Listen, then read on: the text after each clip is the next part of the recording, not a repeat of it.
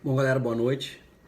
Meu nome é Getúlio Reale, professor de administração lá do Instituto Federal no Campus Rolante, e estou fazendo esse vídeo por pedido do Jorge, né?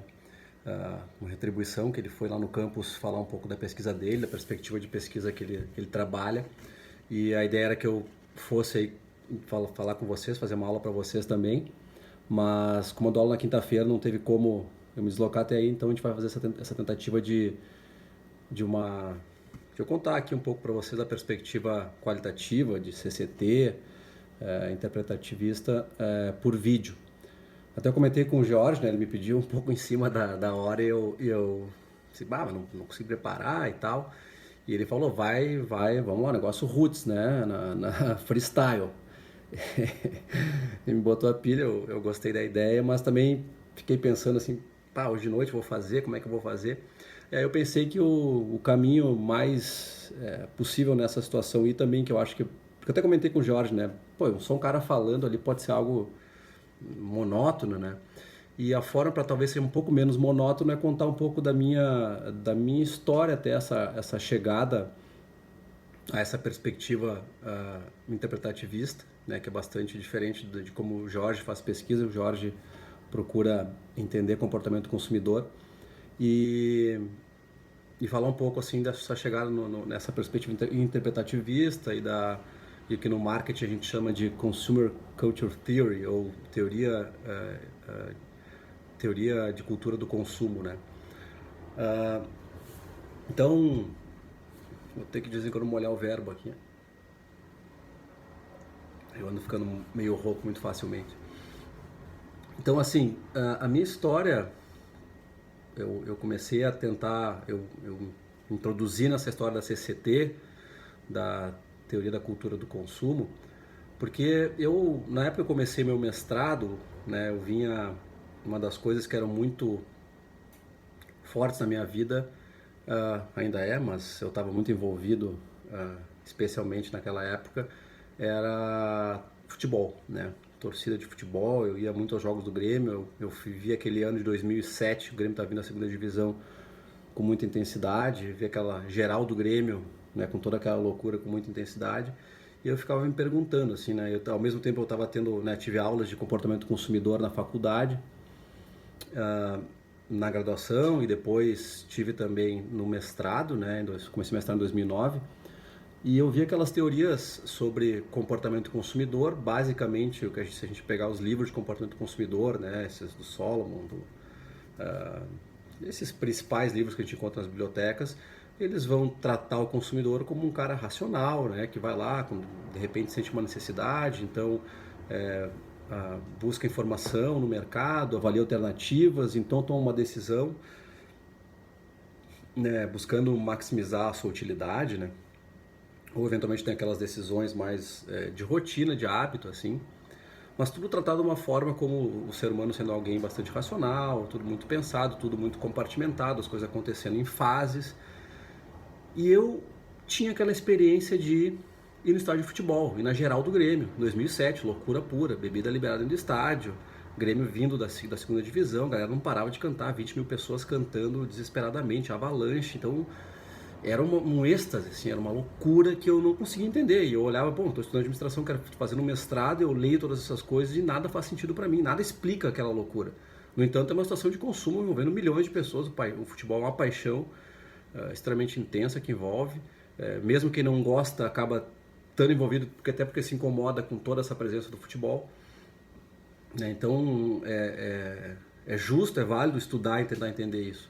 Né? Então, eu me via lá entrando no portão 10 do estádio olímpico, aquele tumulto, aquela loucura. Eu um cara pacífico, nunca briguei com ninguém, nunca fiz nada de errado, mas eu vi aquilo, via cavalo da brigada, aquele tumulto na fila, cavalo da brigada no espadada, aquela loucura, eu achava aquilo, que loucura, que coisa incrível, gostava daquela adrenalina, o que é isso? Como é que pode isso, entendeu? O que tá por trás do negócio desse? Não pode ser eu achando legal isso, curtindo essa adrenalina. Tem alguma coisa que essas teorias de comportamento do consumidor não explicam, né? Simplificam demais. A complexidade daquilo que eu estava vivendo, a intensidade emocional, a intensidade da experiência, a transformação que eu estava passando, simplesmente não era um fenômeno que não podia ser explicado por aqueles modelos que a gente via, que dominam os livros de comportamento consumidor, as aulas que eu tinha no mestrado mesmo e tal. Então eu comecei, putz, eu quero entender isso, eu preciso de uma explicação para isso, eu não aceito o que tem por aí, eu não quero, o que domina o marketing para mim não serve, não tem nada a ver com o que eu estou vivendo, o que eu vivi em torcida organizada, né? Então eu comecei a explorar, pô, quem é que pode falar um pouco disso para mim? Onde é que está uma potencial resposta de comportamento consumidor para isso, né? Então eu comecei a buscar, durante o meu mestrado eu comecei a ir atrás, e aonde eu fui começar a encontrar nas primeiras aulas uma resposta, né, que era um pouco diferente dessa do que vinha do comportamento, das teorias de comportamento consumidor tradicionais, começou a vir para o lado um pouco mais da antropologia, tá?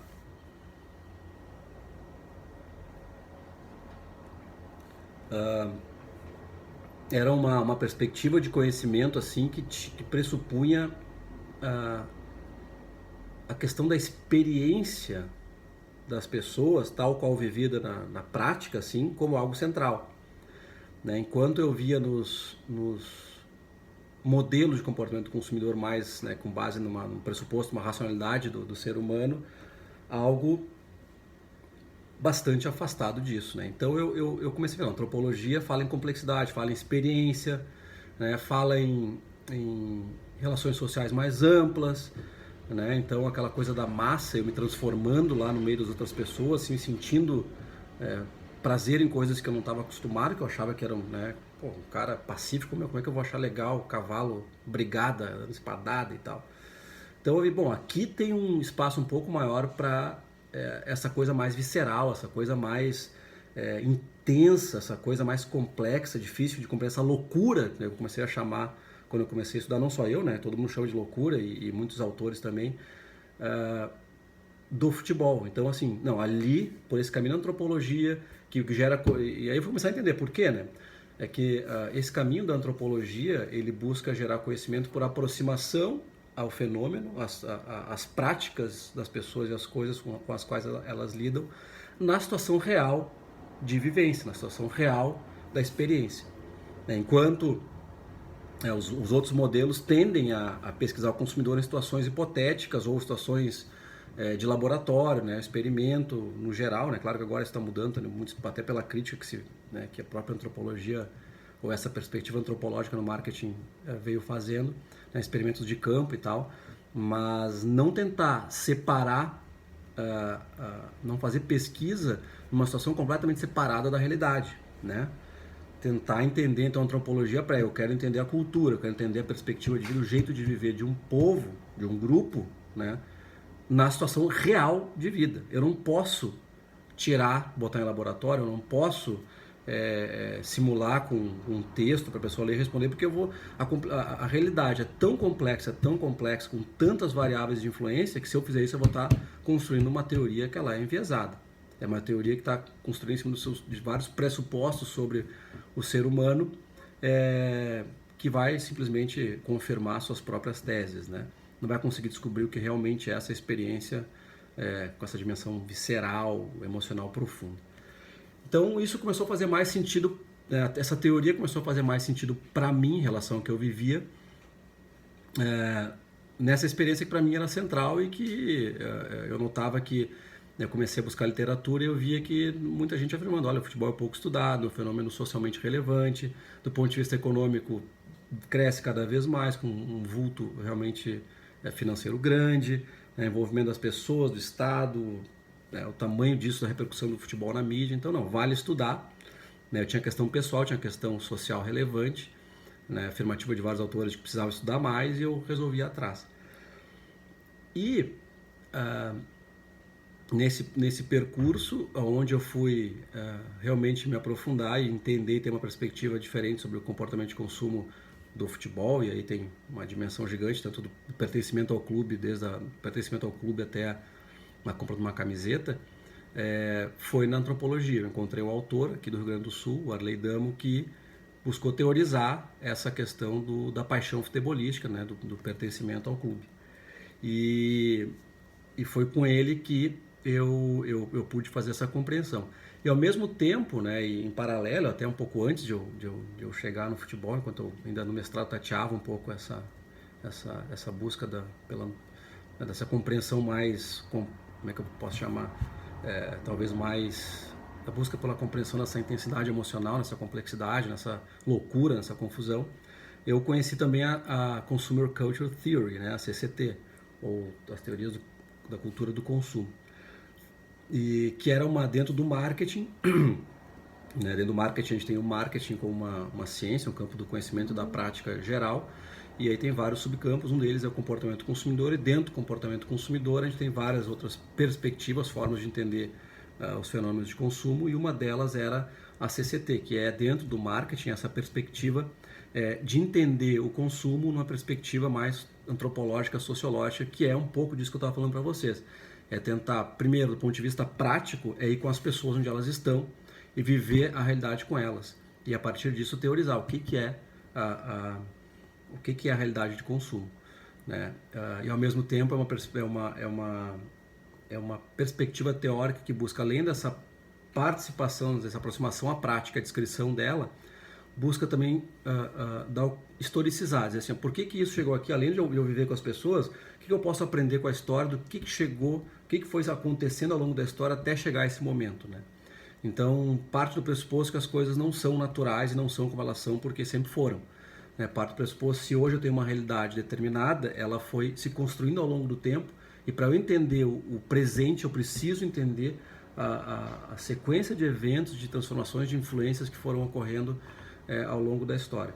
Então, uma perspectiva assim, de estudo da história que leva em conta essa complexidade e tentando se aproximar a busca de uma narrativa, de uma narrativa histórica assim, nessa forma mais aproximada da prática das pessoas. Né? Estão buscando documentos, relatos das pessoas que realmente estavam envolvidas nos eventos, né? Documentos da época e assim por diante. Então, futebol, basicamente, eu busquei entender, né, por meio do Arley, desse antropólogo Arley Dama e outras peças, nessa perspectiva. Vamos lá, então. Então, assim, essa perspectiva interpretativista busca entender o consumo dessa forma. No caso do futebol, o que eu aprendi?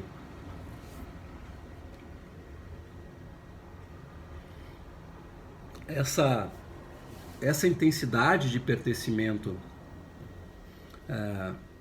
digamos assim, se a gente for pensar o consumo do clube de futebol a partir do torcer com aquela participação intensa, visceral no estádio. Claro, a gente está falando que tem muita gente que torce, é do clube, mas torce de forma mais neutra, não é tão envolvido. Estou falando que eles são bastante envolvidos, o que a gente pode chamar eventualmente de torcedor fanático.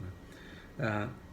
Isso se constitui, primeiro tem que entender um processo histórico, né? Um processo em que os clubes começaram no início do século XX, lá 1900 e pouco, para a gente entender o caso concreto. E assim, antropologia é outra questão, né? A perspectiva antropológica da CCT, a gente entende cada caso, né? A gente tenta teorizar cada caso e a partir disso faz uma crítica ao que está estabelecido, né? A gente não tenta fazer teorização geral. O caso do Grêmio, ele se formou, um clube de elite que se formou, era um esporte que na época era algo de elite, uma novidade que veio da Europa. Então, pensar o que hoje seria uma novidade, assim, uma coisa, olha que legal que os caras estão fazendo e tal, era o que rolava. E aí o Grêmio surgiu e logo após surgiu em Porto Alegre também o Inter. E esses dois clubes, que na época eram de elite, mas o Grêmio era mais elitizado, começaram a rivalizar, porque até os fundadores do Inter eram dois comerciários que tentaram se associar no Grêmio e não conseguiram. Então eles acabaram sendo excluídos desse processo super elitizado do Grêmio e fundaram então o Esporte Clube Internacional, uma referência que eles tinham lá do clube de São Paulo. E aí começou essa rivalidade. Então aqueles clubes que na época eram lá os sócios, eram os atletas também, pouca gente, começaram a jogar e criar uma certa rivalidade intensa, já deu briga nos primeiros jogos, nessa disputa aí por exclusão, e as cores já eram uma vermelha, outra azul, o Grêmio vermelho, azul e o Inter vermelho, e começaram essa disputa, né? Logo nos primeiros jogos, um dos fundadores do Inter falou, o Inter perdeu todos os primeiros jogos para o Grêmio, falou, eu não desisto dessa coisa de futebol enquanto a gente não ganhar desse Grêmio. Então, foi indo. Então, aos poucos essa rivalidade foi aumentando, aos poucos as pessoas começaram a ficar em volta do jogo, né, como um pequeno grupo de espectadores para acompanhar essa novidade europeia. Então, isso aos poucos foi aumentando, essa novidade. Os outros esportes acabaram que eram praticados lá, ciclismo, tiro, bolão, acabaram perdendo um pouco o seu espaço e o futebol começou a tomar um espaço maior. E foi crescendo, e aquele público em volta crescendo, os clubes buscando cada vez mais sócios para ter mais possibilidade de crescimento, de renda, isso desde lá do começo. E lá pelas tantas, quando viu, tinha já grupos gigantes de torcedores, que a gente pode pensar como comunidades imaginadas de sentimento, que é um conceito lá do Benedict Anderson, que é a mesma ideia de nação. Então, assim, as pessoas se dizem gremistas ou colorados, sabem quem são, têm uma noção de de como são essas pessoas, os valores, mas não necessariamente se conhecem todos, né? Então, uma noção de pertencer a um grupo com certos valores. E isso foi crescendo, crescendo, crescendo, até que lá pela década de 50, ou década de 30 para 40 e se consolidando em 50, os clubes começaram a se profissionalizar. Começaram com o Inter primeiro, começou a contratar jogadores profissionais, jogadores negros, que vinham das ligas subalternas de Porto Alegre, e o Inter contratava para jogar. O Grêmio, como era elitista e racista, não fazia isso. Lá pelas tantas o Inter começou a ganhar, na década de 40 e 30, 50 também, começou a ganhar, até que o Grêmio, por força desse processo de profissionalização, teve que mudar os seus valores e passou a contratar negros também e entrou para o profissionalismo. Nesse processo acabou que os clubes ficaram lá, um de elite branco e um negro do povo, e ficou uma rivalidade nesse espírito durante muito tempo, né? E isso foi, né, essa rivalidade, com uma complexidade muito grande, ela foi crescendo e foi aumentando essa paixão do torcedor pelo seu clube também. E lá pelas tantas, uma das coisas, né, que é fundamental para a gente entender essa loucura do futebol é a questão da fidelidade. Uma das poucas fenômenos de pertencimento assim, a um determinado grupo em que a fidelidade assim, é praticamente absoluta. Existem exceções, mas elas são raras e são bastante criticadas dentro desse universo. É o futebol. A pessoa não pode trocar de clube. Por que não pode trocar? Por que quem troca é zoado? Porque o futebol funciona, essa rivalidade funciona num sistema de jocosidade. Então, sempre o que ganha se arria no outro, né? Goza no outro, até tem uma conotação sexual, né? Gozar. Então, está sempre um gozando no outro. Essa relação de Grêmio e Inter dentro do Brasil, isso é comum, né? Ter essa relação entre os rivais tem uma conotação, acaba sendo uma conotação sexual, que é uma característica da cultura brasileira também. E o que acontece? O problema é que como essa gozação entre clubes tem uma conotação sexual, os pais que são fanáticos, né, eles acabam fazendo o quê? Eles acabam doutrinando seus filhos para que eles não tenham consciência disso, mas doutrinam porque é muito importante que dentro de casa teu filho ele seja do teu time, porque tu não quer gozar no teu filho. Então o tabu do incesto acaba sendo um fator que contribui para a gente ter a fidelidade clubística. Os pais, ou o tio, alguém que seja fanático em volta do círculo de amizades, no círculo social da pessoa, vai acabar fazendo força para ela ser daquele time, porque dentro da família não é aceito, é um tabu que se tenha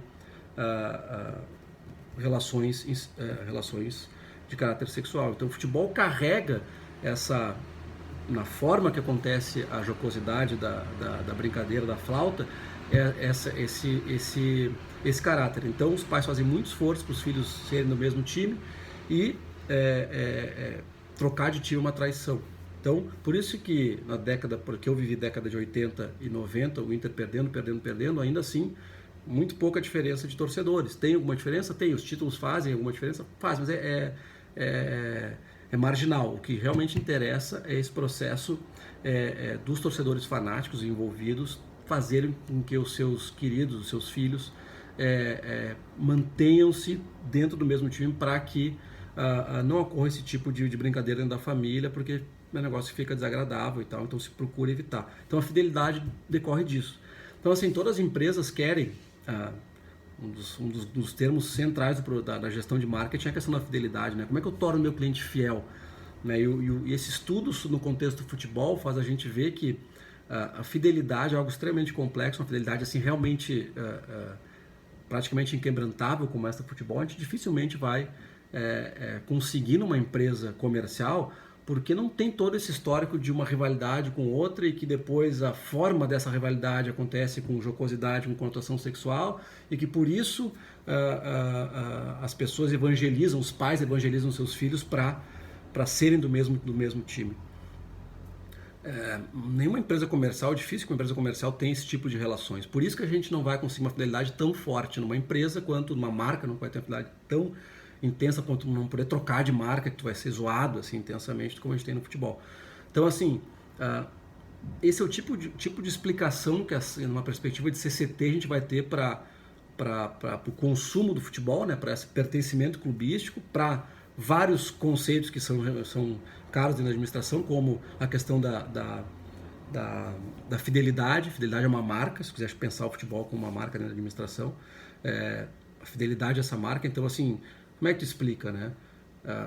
Aí tem uma explicação de CCT, é uma explicação assim, que a gente vê um processo histórico, né, de como é que os clubes se constituíram, e busca nessa coisa, nessa intensidade, nessa possibilidade de trocar de time, uma explicação que transcende ali a própria relação dos clubes e vai para a relação que tem de família. E como é que se viu isso? Se viu porque a gente vê no dia a dia, o antropólogo viu e nós vivemos que, de fato, há um esforço dentro das famílias para... E nas pesquisas que eu fiz, entrevistei quantos pais eu vi dizer, não, porque eu faço esforço para o meu filho ser colorado, eu canto hino, parará. É uma coisa que a gente nota, que a gente, em qualquer entrevista com um torcedor aparece isso, torcedor mais engajado. Então, essas relações, além da própria de torcer, é que vão acabar explicando e dando a explicação para a intensidade, o conteúdo e o conteúdo dessa relação, né? Então, CCT busca, em vez de achar um ou dois pontos que expliquem, busca a amplitude do contexto e os vários fatores, ou busca diversas forças que vão contribuir para determinado fator. Agora vocês podem perguntar para mim, tá, tem uma explicação assim, e aí vem aquela história, né? Tá, que vem lá do começo da história que eu contei para vocês. Eu não escolhi ser do Grêmio, eu tenho essa intensidade, por que de repente nenhum de nós faz aquele processo, sente necessidade de pertencer, então avalia as alternativas, tem Grêmio, tem Inter, me informo sobre cada um e vou lá. Não existe isso, ninguém escolhe futebol assim, clube de futebol assim. Né? Essa paixão acontece nesse processo que eu contei para vocês, desde o começo, quando tu nasce, aqueles na tua família, ou próximo de ti da tua rede de relações sociais que são fanáticos, vão tentar te tornar próximo deles para daquilo que eu falei, né? Evitar que tenha que gozar de um parente, né? Gozar né? Dentro da conotação que a gente consegue entender dentro do futebol na perspectiva antropológica. Então, é importante, na CCT a gente busca esse tipo né, numa perspectiva interpretativista, a gente busca esse tipo de compreensão.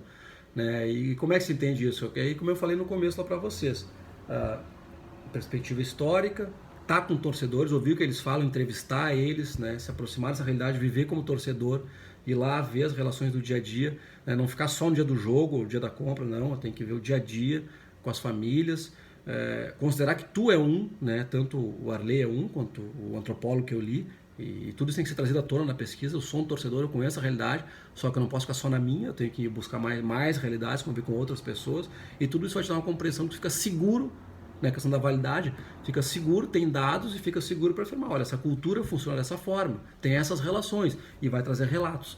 Né? Os dados nessa perspectiva de CCT são, a principal fonte de dados é o diário de campo, é tu viver com as pessoas no lugar e anotando tudo que tu viu, ouviu, né? Sentiu de cheiro, tocou e vai relatando, vai viver com as pessoas. E aí tu vai ter lá uma teorização sobre a prática do dia a dia num diário de campo, que pode ter foto, vídeo e tudo mais, né? Entrevistas também, depois, assim por diante. Então, como eu falei para vocês, eu posso falar do Grêmio, dessa relação Grêmio-Inter, e aí ter alguma hipótese sobre que isso pode, no Brasil, ter uma tendência a se replicar com especificidades locais. Porque eu consigo ver que tem muitas coisas que são semelhantes, né, nas rivalidades também, no Rio, em São Paulo, Belo Horizonte, assim por diante. Mas aí teria que investigar cada caso para ver se a explicação é a mesma. Então, assim, agora vocês podem perguntar, tá, mas quer dizer então que não existe tomate, não existe assim no meio do futebol a pessoa sentir uma necessidade lá, fazer escolhas e daí então optar por uma opção que seja a mais útil para ela, com mais utilidade? Sim, existe. Por exemplo, se a gente vai comprar uma camiseta, né, quando eu fui fazer minha tese, a minha perspectiva, a minha questão era entender como o marketing, que tipo de mundo o marketing ajuda a construir.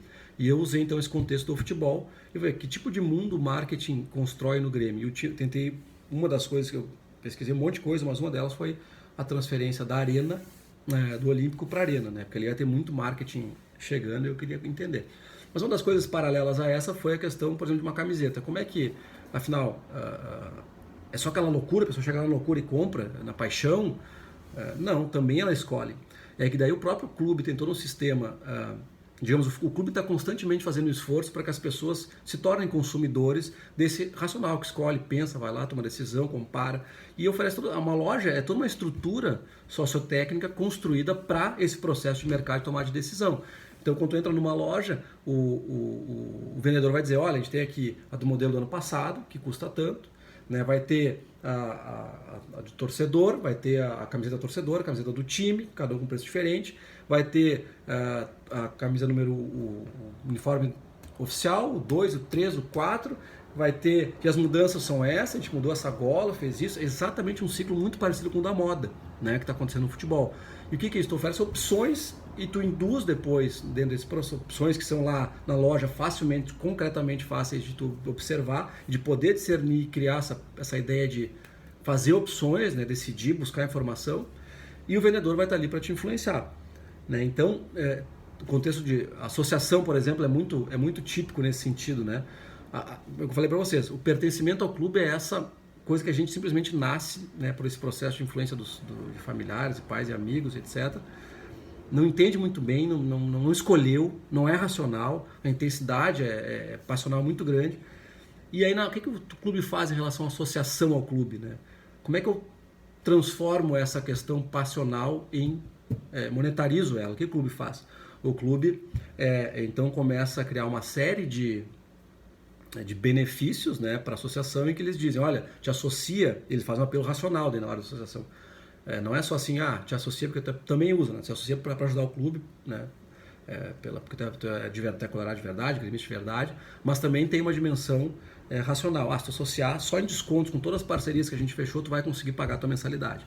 Então eles procuram, ao mesmo tempo que tentam, eles pressupõem que existe um consumidor racional e estão ajudando a criar esse cara dentro do futebol ao mesmo tempo. Então eles criam lá uma série de benefícios e dizem, decidam aqui racionalmente por isso. Mas é uma coisa que não era do futebol, assim, é uma coisa que o marketing traz, está tentando criar o consumidor ali dentro desse consumidor racional da teoria.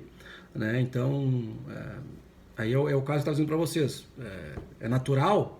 Não, a gente vê que não é. É uma questão de construção, é um arranjo sociotécnico, é social, tem a questão, tem as pessoas ali, os seres humanos, e tem uma questão de técnicas, de arranjos físicos, inclusive, que vão permitir que aquele ser racional tomador de decisões aconteça até mesmo no futebol. Mas ele não é natural, ele precisa ser construído, e aí eu trouxe alguns exemplos para vocês onde esse consumidor, supostamente natural, segundo a maior parte da teoria, né, a teoria dominante, ele não é racional, ele não é natural para nós, ele é construído. Então essa é uma outra questão que a CCT traz muito, né? Busca entender, e aí não só a CCT, ou especificamente um cara que eu usei para basear na tese, que foi o Bruno Latour, e a perspectiva da Actor Network Theory, né? Que tenta enfatizar o papel das coisas também, e é uma outra dimensão da CCT, a questão da cultura material. A gente tenta entender o peso das coisas, a força, a agência dos objetos no dia a dia, na formação do real da sociedade. Então isso é interessante porque a gente traz de novo a questão dos produtos e dos objetos para o centro, não é somente do cliente, que é quando a gente vai para a psicologia, mesmo dentro da tem uma perspectiva dentro da CCT que é totalmente mentalista, mas definitivamente a parte da psicologia, toda a parte do comportamento do consumidor que bebe da psicologia experimental e psicologia cognitiva especialmente, foca na mente do ser humano. E o que eu estou falando para você, e essa perspectiva da CT procura evitar isso e procura buscar a rede de relações que formam. Como eu contei, por exemplo, a influência da família na formação dessa paixão, né? A influência da rivalidade histórica, aí vai, uma rede que acaba formando o tal do torcedor. Então, dentro desse processo, e no processo especificamente lá do marketing, tem essa importância das coisas, né, dos objetos. A gente tenta entender também que força os objetos fazem na construção da realidade e na construção do processo de consumo, né? Então, isso é uma outra coisa, a gente dá muita atenção à descrição das coisas, né, na CCT.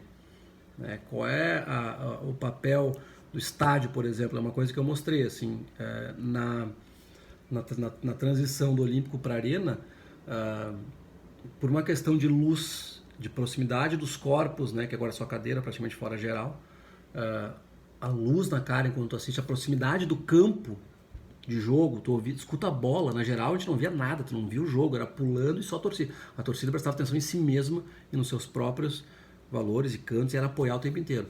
Na arena é inevitável que tu veja o jogo, é inevitável que aquela luz, aquela sensação de estar sendo observada, ela vai ter uma influência no comportamento das pessoas.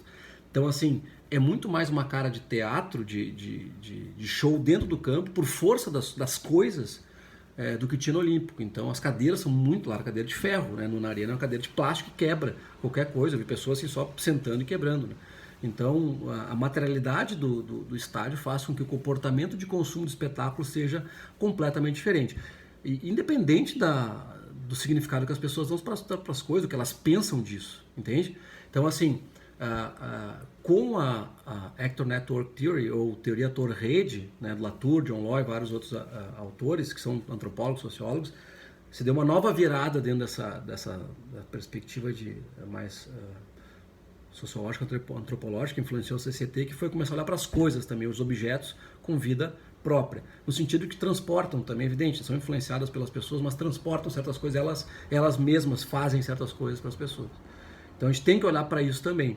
E aí vem a importância dessa questão da antropologia, né? Tu descrever o ambiente estando lá, sentindo as coisas, sentindo a influência da luz, sentindo a influência do plástico em vez do ferro, sentindo a influência da distância dos corpos no processo de consumo daquela experiência que é o futebol.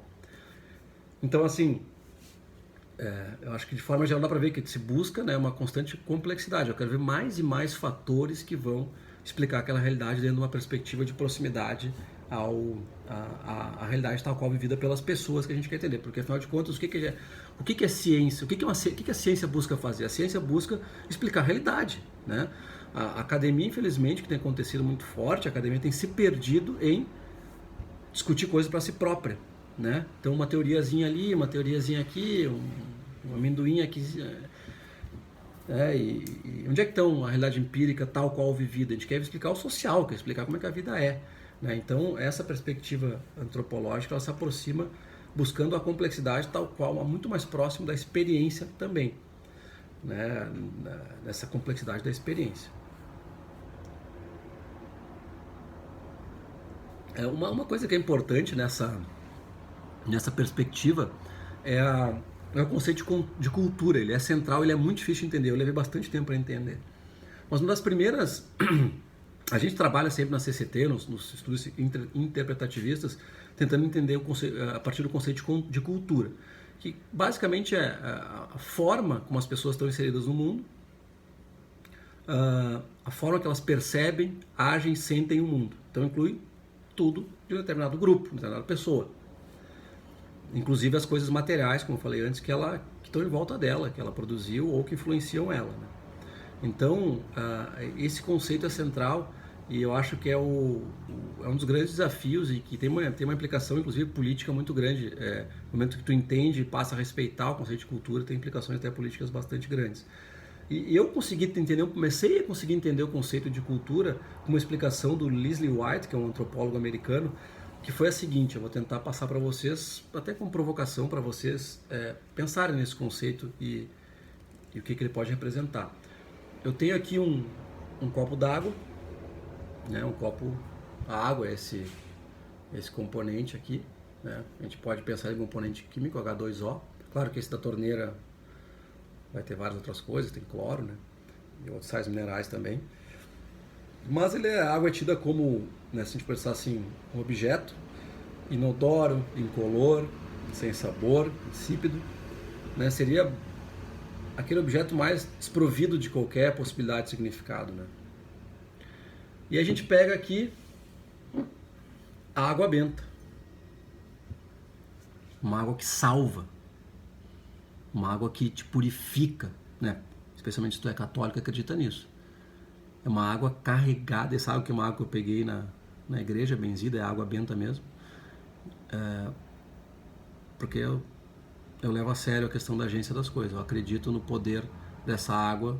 Para quem acredita, em mim ela não faz efeito, mas em quem acredita eu tenho certeza que ela é de fato poderosa.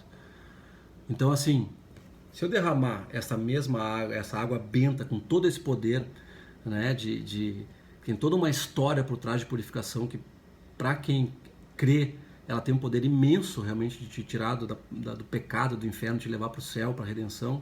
Se a gente botar essa mesma água aqui dentro, não se preocupem que eu não vou desperdiçar, ela vou botar de volta no potinho. Ela é exatamente igual a essa outra água, né? Insípida, inodora, incolor. Mas o que leva essa água a ser tão especial? Ter todo esse poder que a outra água não tem. É justamente a rede de significado no qual ela está inserida. Que é essa rede que tem como um dos principais passos a benzedura do padre, né? Mas tem toda uma história da religião cristã em volta disso, né? Que no ato do padre acaba se materializando nessa água. Então assim, o significado e a percepção que se tem de duas águas exatamente iguais, aqui a gente vê a força da cultura, né? Ela tem um significado, o mesmo objeto tem um significado completamente diferente em função do contexto onde ela está inserida, né? Do ato que foi atribuído a ela. Então assim, da mesma forma, a água, se fosse pego por um químico e feito testes, pode ser um objeto extremamente... um objeto que vai ser sujeito à lógica da química, que vai ser tido uma perspectiva mais racional da química, mas é o mesmo objeto.